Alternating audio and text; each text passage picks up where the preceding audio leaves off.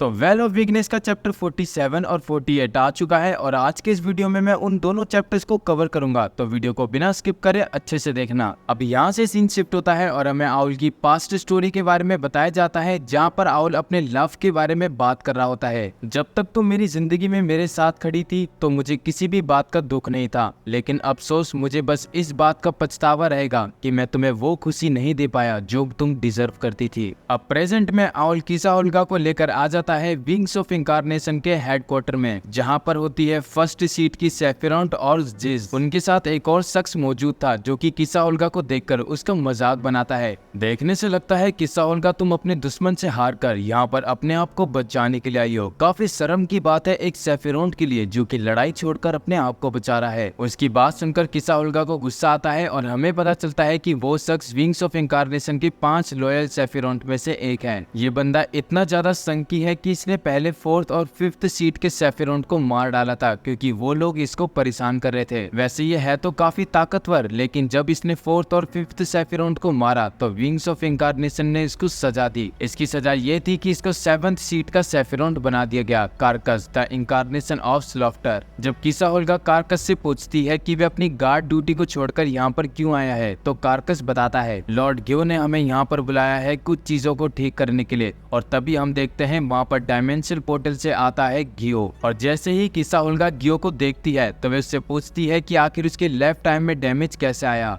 और वे गियो की इस चोट को देखकर काफी परेशान थी और वे उसके लिए रोने लगती है। गियो कहता है कि ये हमला मेरे दुश्मन ने मुझे इसलिए दिया है ताकि गाहन की आत्मा को शांति मिल सके। और अगर आपको याद हो तो प्रीवियस चैप्टर में गियो ने गाहन की आंख में भी ऐसा ही डैमेज दिया था। इसके अलावा हमारे 2 सेफिरॉन्ट अब मारे जा चुके हैं, यहाँ तक कि हमारा 5th सीट का सेफिरॉन्ट व्यूर को भी काफी भारी डैमेज मिला है और इसकी वजह से उसको लड़ाई से पीछे हटना पड़ा। और जो काम मैंने इन सेफिरॉन्ट को करने के लिए कहा था वो काम वो अच्छे से अपना नहीं कर पाए। इन्हीं कारण की वजह से इनकी जो सेफिरॉन्ट की रेपुटेशन थी वो भी गिर चुकी है। इससे पहले गियो कुछ कहता तभी कैरिनोस गियो से कहता है तुम किसा ओल्गा को इस चीज में मत घसीटो, ये उसके लिए ही बैड लगता जो कि उसकी फाइट मेरे से हुई। तो ठीक है, एक पनिशमेंट देने से अच्छा मैं ग्रुप को एक अवार्ड देता हूँ जिससे हमारा ग्रुप ग्रो कर पाए। सबसे पहले आउल तुमने अपने स्पाई होने का मिशन काफी अच्छे तरीके से किया। इसके अवार्ड में तुम्हें 6th सीट का सेफिरॉन्ट बनाया जाता है। व्यूर के घायल होने की वजह से 5th सीट का सेफिरॉन्ट कार्कस होगा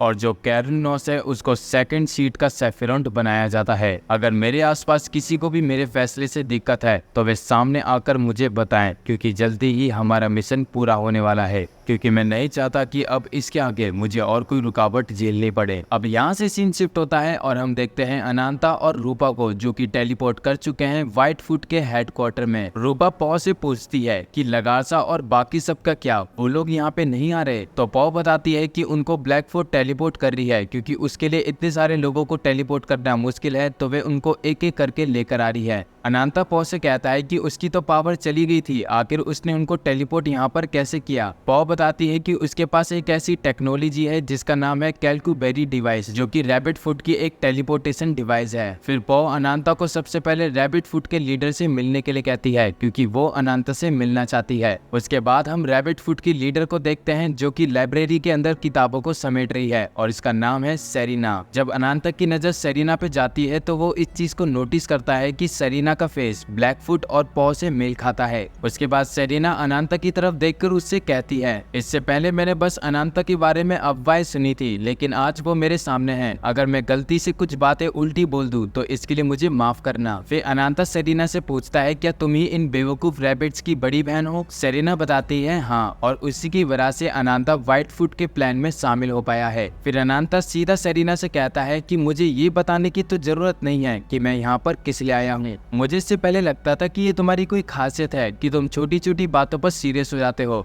लेकिन तुम्हें ये बात माननी पड़ेगी कि हमारा दुश्मन एक है जिसको हम इस दुनिया में सबसे ज्यादा नफरत करते हैं। तभी रूपा सेरिना को आवाज लगाकर उससे कहती है कि वो बातों को इतना घुमा क्यों रही है, वह सीधा बात क्यों नहीं कर रही? क्या तुम भूल गई तुमने हमें यहाँ पर गियो की सीक्रेट के बारे में बताने के लिए बुलाया है? रूपा की बात सुनकर सेरिना सबसे पहले उनको बिठाती है और पॉ उनको चाय सर्व करती है। इससे पहले हम अपने मेन टॉपिक पे आए, सबसे पहले आप लोग चाय पी के बताइए चाय कैसी बनी है। घटिया घटिया बनी है चाय। सबसे पहले तुम हमें ये बताओ कि आखिर तुमने किस सीक्रेट के बारे में बताने के लिए हमें यहाँ पर बुलाया है। वैसे रिवेंज की आग वक्त के साथ ठंडी होती जाती है, क्योंकि इस कमरे में मैं आप लोगों से सबसे ज्यादा कमजोर हूँ, तो इसलिए मेरी आग वो ठंडी हो चुकी है। तो इसके बजाय मैंने किताबों का इस्तेमाल करके कुछ ऐसी इन्फॉर्मेशन को जुटाया है जो कि हमारे काम आ सकती है। और अब इसके आगे मैं तुम्हें एक ऐसी इंकारनेशन की कहानी सुनाऊंगी जिसका कोई भी नाम नहीं है। सेरिना बताती है गॉड ऑफ मर्किनरी ने एक इंकारनेशन को बनाया जिसका कोई भी नाम नहीं था। फिर उस इंकारनेशन ने गॉड ऑफ मर्किनरी से पूछा आखिर उसको क्यों बनाया गया है। गॉड ऑफ मर्किनरी बताते हैं इसलिए ताकि वे इंसान की कॉन्शियसनेस को समझ पाए और इस वर्ल्ड के बारे में अच्छे से डिटेल निकाल पाए, जैसे कि ऑर्गेनिक ऑब्जेक्ट। फिर गॉड ऑफ मर्कनरी उसके अंदर इमोशंस और सेल्फ अवेयरनेस जैसी चीजें डालते हैं और उसको बना देते हैं इंकारनेशन ऑफ मर्कनरी। अब अगले सीन में हम देखते हैं ऊंट की सवारी करते हुए एक लड़की एक बड़े रेगिस्तान में घूम रही है। इतने देर से चलते चलते उसके ऊंट में भी इतनी ताकत नहीं बचती और वह वहीं पर गिर जाता है। और जब वह अपने सामने देखती है तो उसको एक शख्स दिखता है जो कि अजीब से कपड़े पहने हुए उसकी तरफ आ रहा है।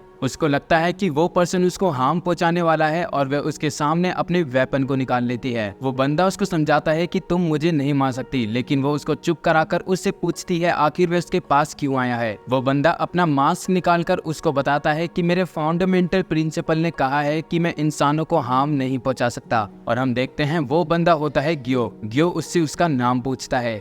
फिर वह उसको अपना नाम बताती है जो कि होता है फ्यूना। फ्यूना एक लौती ऐसी इंसान थी जिसने इंकारनेशन ऑफ मर्करी को देखा था। तभी अनांता सेरिना को बीच से टोककर उससे कहता है आखिर तुम मुझे बेकार की कहानी क्यों सुना रही हो। मैं यहाँ पे गियो के बारे में इंफॉर्मेशन लेने आया हूँ जिसको मैं अपनी स्ट्रेटेजी से हरा सकूं। मुझे उसके पास्ट से कोई भी लेना देना नहीं है, आखिर उसके साथ क्या हुआ था। सेरिना अनांता से कहती है कि आखिर तुम इतना चिंता क्यों करते हो, हम लोगों के लिए इंकारनेशन ऑफ मर्करी के बारे में जानना जरूरी है। आखिर वो क्यों इंकारनेशन ऑफ विंग्स बना, और ऐसा हो सकता है हमें इस कहानी से विंग्स ऑफ इंकारनेशन को हराने का एक क्लू मिल जाए। तो अनांता बस तुम्हें ये कहानी थोड़ी देर के लिए सुननी है और मैं वादा करती हूँ कि इससे तुम्हारा टाइम नहीं वेस्ट होगा। अनांता इसके लिए मान जाता है और फिर सेरिना इस कहानी को कंटिन्यू करती है। अब हमें दिखाया जाता है कि वहाँ पर रात हो चुकी है और फियोना ने वहाँ पर अपना टेंट लगा लिया है। तभी गियो फियोना से एक क्वेश्चन पूछता है आखिर वे रेगिस्तान के बीचों बीच क्यों घूम रही है जहाँ पर किसी इंसान का जिंदा रहना मुश्किल है। क्या इसका पीछे के रीजन तुम्हारे हाथ की इंजरी है। फिर फियोना बताना शुरू करती है कि वे एक ट्रेडर है और रेगिस्तान के हर एक कोने में वे ट्रेडिंग करती है। उसने छोटेपन से ही अपनी फैमिली के साथ कई जगहों पे ट्रैवल किया है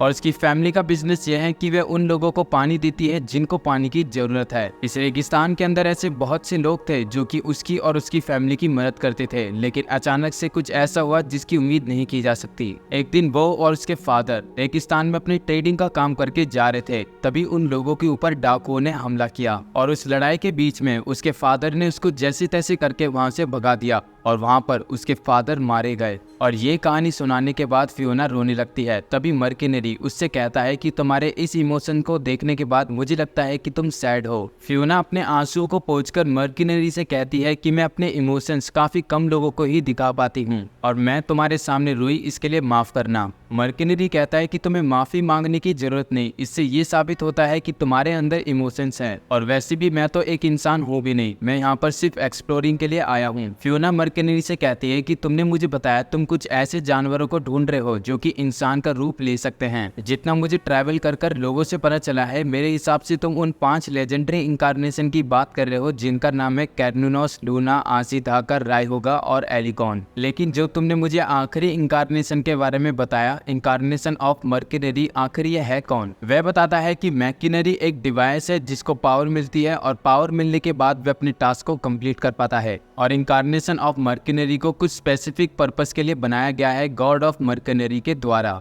और वो पर्पस ये है कि इंसानियत को उसको बचाना है और उनको एक एडवांस लेवल पर ले जाना है। फियोना उसकी बात नहीं समझ पाती और वह उससे पूछती है कि वह इस कहानी को थोड़ा सिंपल वे में समझा सकता है। फिर मर्कनरी अपनी जगह से उठकर थोड़ा दूर जाके जमीन पर हाथ लगाता है जिससे वहाँ पर कई सारी रोशनी आती है और हम देख पाते हैं कि वहाँ पर मर्कनरी के हाथ लगाने से एक गहरा गड्ढा खुद चुका है और एकदम से उस गड्ढे से बाहर आता है कई सारा पानी। मर्कनरी बताता है कि उसने सबसे पहले अपने मैकेनिज्म से ये पता करा कि आखिर अंडरग्राउंड में पानी कहाँ पर है और उसके बाद उसने अपनी टेक्नोलॉजी से एक बड़ा गड्ढा खोदा और उसका रिजल्ट फियोना के सामने है। मर्किनरी बताता है कि वे फियोना के काम में उसकी मदद करना चाहता है। फियोना मर्किनरी के इस पावर को देखकर काफी ज्यादा इम्प्रेस थी और यहाँ से सब कुछ शुरू हुआ जब मर्किनरी ने इस दुनिया को हेल बनाना शुरू कर दिया। और यहाँ से होता है इस चैप्टर का एंड, और जब इसका अगला चैप्टर आएगा तो मैं उसको भी एक्सप्लेन कर दूंगा। मुझे कमेंट करके बताना आपको ये एपिसोड कैसा लगा, और अगर आपको ये वीडियो पसंद आए तो वीडियो को लाइक करना मत भूलेगा। तो अभी मैं चलता हूँ, अब मैं मिलूंगा आपको अगली वीडियो में। अभी के लिए सायोनारा।